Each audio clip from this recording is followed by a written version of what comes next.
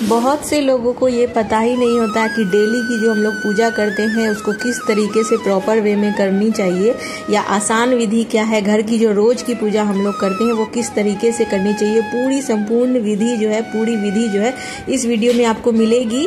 पूरी डिटेल से मैंने मतलब ये वीडियो आपसे शेयर की हुई है, तो अच्छे से देखिएगा पूरी वीडियो को। और चैनल पे पहली बार आए तो प्लीज़ सब्सक्राइब कर लीजिएगा। तो चलिए स्टार्ट करते हैं।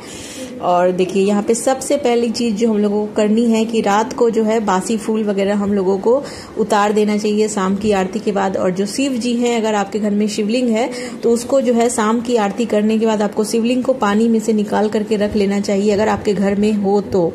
अगर लड्डू भगवान नहीं है तो भी किस तरीके से पूजा की जाती है, अगर है तो किस तरीके से की जाती है वो भी अब मैं आपको बताऊंगी। तो यहाँ सबसे पहले जो भगवान के सारे बर्तन वगैरह आपको सुबह नहा धो करके क्लीन कर लेना है। मंदिर की सफाई वगैरह तो हम सभी जानते कर ही लेना है। और उसके बाद ताजा पानी लेना है आपको पूजा करने के लिए। और उस पानी से जो है थोड़ा गंगा जल अगर आपके पास हो तो थोड़ा सा आप उसमें मिला सकते हैं। और उसके बाद उससे छिड़काव करके सारी जितने भी तस्वीर वगैरह है सबको रुमाल से पोंछ देना चाहिए। यानी एक दिन पहले का जो बासी चंदन वगैरह है वो पोंछ करके क्लीन कर लेना चाहिए, जितनी भी आपके पास में तस्वीर हो। और उसके बाद जो है अगर आपके घर में लड्डू भगवान हो, लड्डू गोपाल जी हो, हमारे घर में तो लड्डू गोपाल और राधा कृष्ण दोनों ही है। उसके बाद इस तरह से पीतल की जो हमारे पास में प्लेट होती है उसमें रख करके नहलाते हैं हम लोग इस तरीके से। और उसके बाद जो है उनको भी पोंछ देते हैं, एक रुमाल अलग करके रखते हैं। और उसके बाद उनको पोंछ करके इस तरीके से नए वस्त्र पहना करके, नए मीन्स अदल बदल करके पहनाते रहते हैं वस्त्रों को। और वस्त्र, मुकुट, जितना भी आप श्रृंगार करना चाहते हैं, चूड़ी, माला, जरूर पर जितना अगर आपके घर में हो तो अच्छे से उनका श्रृंगार वगैरह करके उनको स्थापित कर दे। उसके बाद शिव परिवार को भी इसी तरह से नहला करके, हमारे घर में शिव परिवार भी है और शिवलिंग भी अलग से है पहले से। शिव परिवार अभी हमारे घर में अभी हाल ही में हमने स्थापित किया है। और शिव परिवार को जब भी आप घर में शिवलिंग रखें तो एक बात का जरूर ध्यान रखें कि सिर्फ और सिर्फ शिवलिंग नहीं रखना चाहिए घर में। शिवलिंग के साथ में जो है नंदी स्वरूप एक और पत्थर कोई भी आप ले सकते हैं, और साथ में माँ पार्वती। तो इसके बिना शिवलिंग अधूरी है, तो ये जरूर रखें आप घर में। और उसके बाद बारी आती है चंदन की। तो जितने भी देवता होते हैं उनको पीला चंदन लगाया जाता है, जैसे कि विष्णु भगवान, गणपति जी से हमें कोई भी पूजा की शुरुआत करनी चाहिए। तो नहलाते भी हम लोग सबसे पहले गणपति जी के हों, और चंदन भी यहाँ पे सबसे पहले गणपति जी को और माँ लक्ष्मी को करते हैं।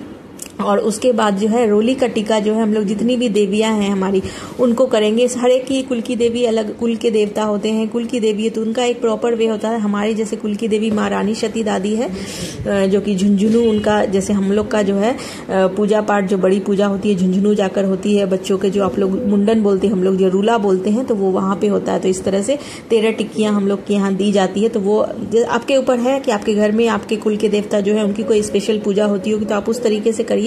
बाकी इसी तरह से सारा रोली चंदन आपको कर लेना है। और जो भी पितर लोग होते हैं उनकी तस्वीर जो है हम लोगों को भगवान के साथ नहीं रखनी चाहिए। जैसे कि दक्षिण के तरफ हम लोग ने टांग रखी है, अभी मैंने आपको नहीं दिखाया, तो उस तरफ टांग करके रखना चाहिए, मंदिर से अलग करके।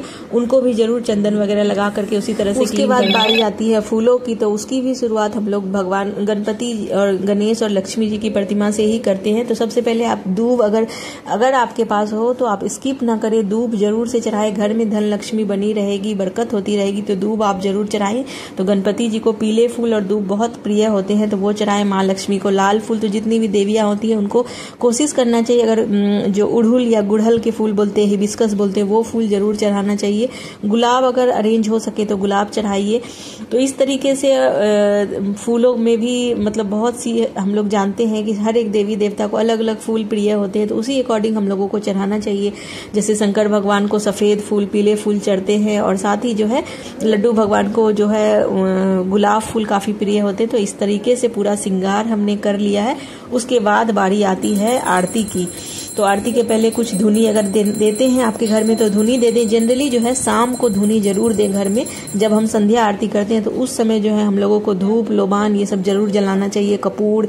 और सुबह की आरती में हम लोग अगरबत्ती या इस तरह से पॉजिटिव एनर्जी से घर में बहुत आती है तो वो जला करके फिर आती है इस तरह से आरती की बारी। फिर हमारी आरती हो जाती है इस तरीके से। फिर ठंडा करते हैं, चारों तरफ जल को घुमा करके, साइड में दोनों साइड पानी गिरा करके फिर आरती कर लेते हैं। और इस तरह से भगवान को सबसे पहले आरती देते हैं और फिर खुद ले लेना है। और फिर बाकी की जो अगर आप पाठ वगैरह कुछ बाकी हो तो वो कर ले हाथ के हाथ। साथ ही।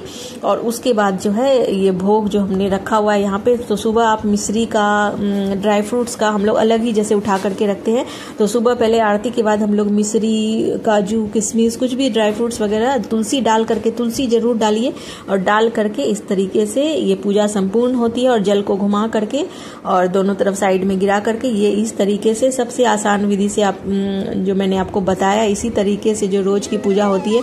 हमारे घर में तो तस्वीरों की संख्या बहुत ज़्यादा है, बहुत से लोग बहुत कम तस्वीरें रखते हैं, तो बहुत जल्दी ही 10 से 15 मिनट में ही आप बहुत आसानी से इस तरह से कर लेंगे डेली की पूजा।